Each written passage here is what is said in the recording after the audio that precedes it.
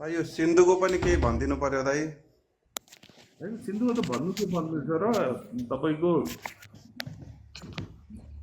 आफ्नो घर जलाएर खरानी बेचेका छन् तिनीहरूलाई खरानी दल्न दिनुहोस्। जे भइरहेछ राम्रो भइरहेछ भन्ने विश्वास गर्नुहोस् जहिले पनि। दाइ यो सिन्धुमा कहिलेबाट ताण्डव देख्न पाइन्छ? त्यो समय हरेक कुराको समय पर्खिनुपर्छ। समय आएपछि आफै हुन्छ। म आजभोलि त्यो स्टकको बारेमा म भन्नै चाहन्न। कसैलाई मैले भने नि आजभोलि जे चल्या छ नि, जुन विकृति चलेको छ त्यो अनुसार राम्रो भइरहेछ जस्तो लागिरहेछ। किनभने यो राम्रा लगानीकर्ताहरूले नबोलेको फल हो जुन पाइरहेछन्। बजारमा यति विकृति आइसक्यो, विसङ्गति आइसक्यो कि जसले जे पनि लेखे पनि हुन्छ होइन।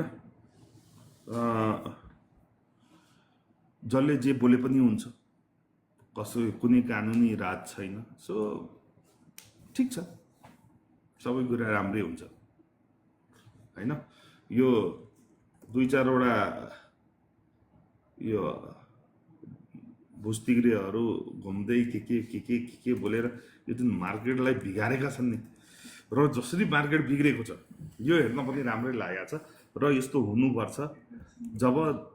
जब पाप बढ्छ नि हजुर, त्यस बेला यी कुराहरू हुनु कलियुगमा सामान्य हो र मैले सामान्य रूपमा लिएको छु होइन। यो हाम्रो कमजोरी हो, जसले गरिरहेछ त्यसको कमजोरी चाहिँ होइन। ठिक छ।